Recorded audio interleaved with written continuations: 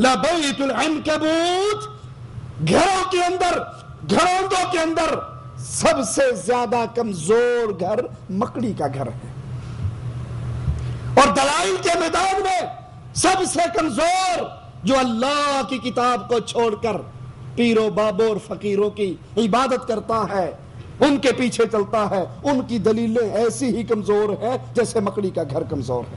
لو كانوا يعلمون، کاش تم جان لو، کاش تمہیں علم ہو جائے۔ ان اللہ یعلم ما يدعون من دونه من شیء، اللہ جانتا ہے ان تمام چیزوں کو جنہیں تم اللہ کے سوا پکارتے ہو۔ وَهُوَ الْعَزِيزُ الْحَكِيمُ، وہ غالب حکمت والا ہے۔ قرآن حکیم کھول کھول کے اس پیغام کو آپ کی پردہ سماعت سے ٹکرا رہا ہے، آوازیں پڑھ رہے ہیں۔ اللہ کے لیے کان دھریے اور یاد کر لو، رب کے قرآن کی آیات پہ کان کون دھرے گا؟ اس کا جواب بھی اللہ کی کتاب ہمیں دیتی ہے۔ وَتِلْكَ الْأَمْثَالُ نَضْرِبُهَا لِلنَّاسِ وَمَا يَعْقِلُهَا إِلَّا الْعَالِمُونَ۔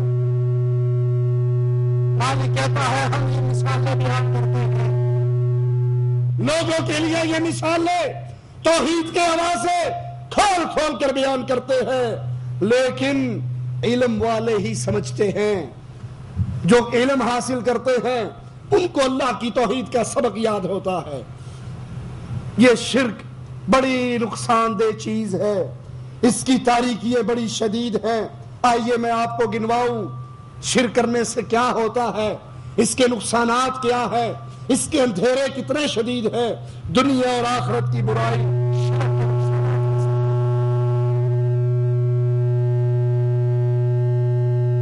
دنیا اور آخرت کی بربادی شرک کرنے کی وجہ سے ہے۔ شرک ہی دنیا و آخرت میں مصائب کا سب سے عظیم سبب ہے۔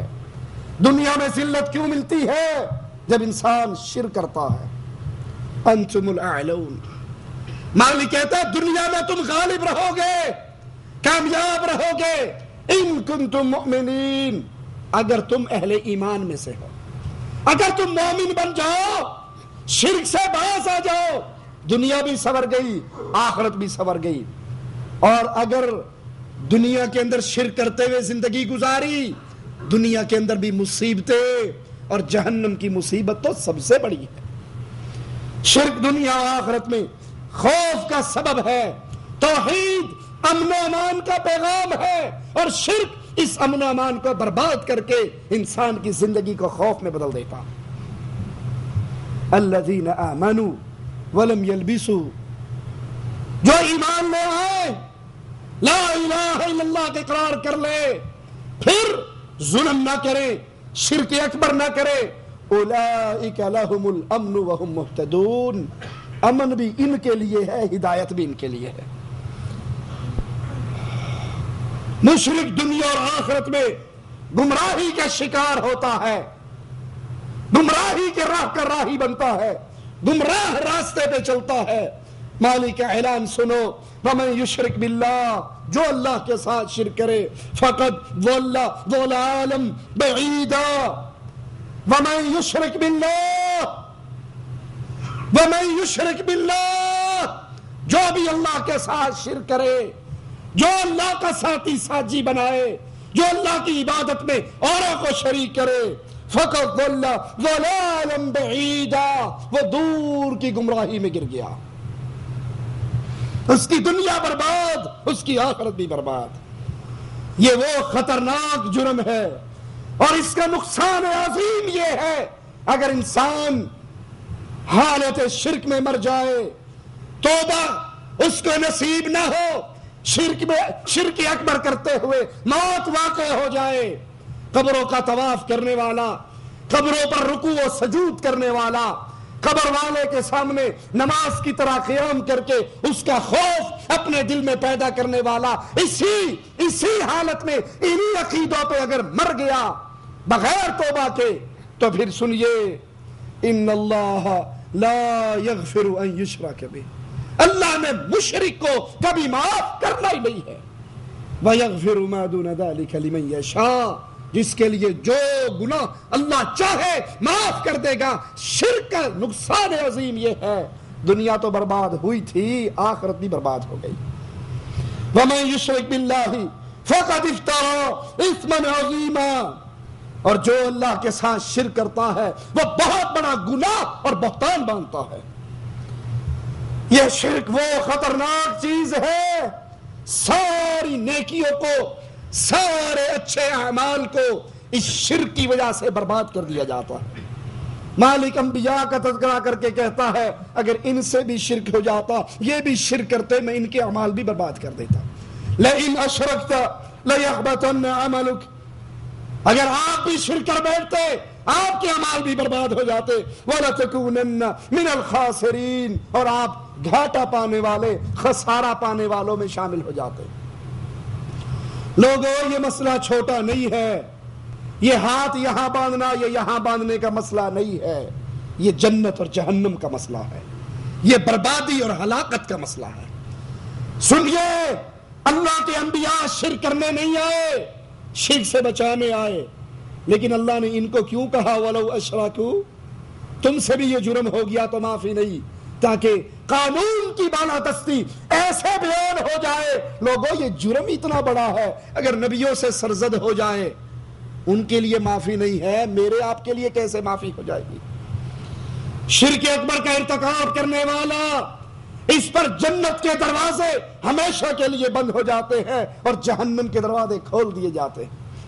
صحیح مسلم میں ہے, امام الانبیاء علیہ الصلوۃ والسلام فرماتے ہیں من مات لا یشرک باللہ شیئا, من مات, جو اس حال میں مرا, لا یشرک باللہ شیئا, اس نے زندگی میں کبھی شرک نہیں کیا, دخل الجنہ, وہ مرے گا اور رب کی جنت کا مہمان بن جائے گا. اور جو اس حال میں مرا کہ اس نے اللہ کے ساتھ غیروں کو شریک کیا, یہ مرے گا اور اس کا ٹھکانہ رب کی جہنم ہوگی. وَمَن مَاتَ يُشْرِكْ بِاللَّهِ شَيْئًا, اور جو اس حال میں مرے کہ وہ شرک کرتا ہوا, شرکی عقائد پر اس کی موت آئے, یہ مرنے والا جہنم میں داخل ہوگا.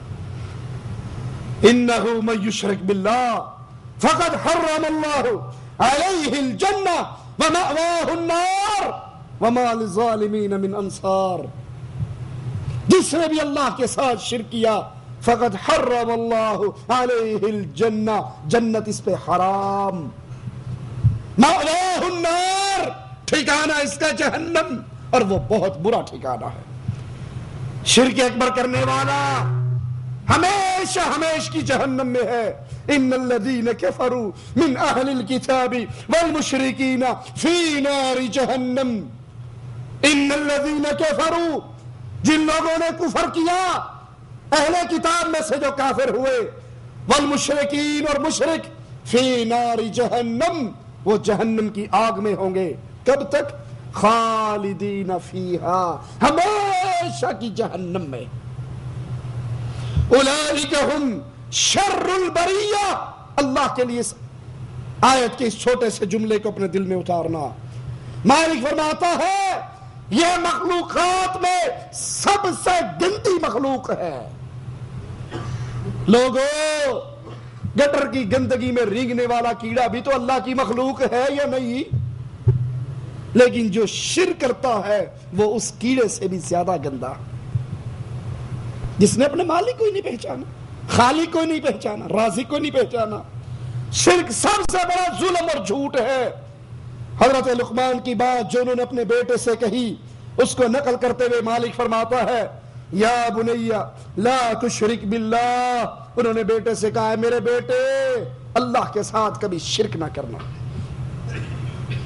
بیٹوں کو دنیا کی تعلیم دلوانے والوں, بیٹوں کو دنیا کا ماسٹر بنانے والوں, ہر فیلڈ کے اندر ان کے لیے بہتر سے بہتر سوچ رکھنے والوں, ایک سوچ یہ نبی کی ہے جو مرتے وقت کہہ رہا ہے بیٹا شرک نہ کرنا. کبھی مجھے اور آپ کو بھی توفیق ہوئی اپنی بیوی بچوں کو توحید سمجھا دیں؟ اپنے گھروں میں ڈش اینٹینے کی لانت سجانے والوں, کبھی ہمیں بھی توفیق ہوئی ہم اللہ کے دین کی باتیں کتاب کی صورت میں، کیسٹ کی صورت میں، سی ڈی کی صورت میں اپنے گھر والوں تک پہنچا دیں۔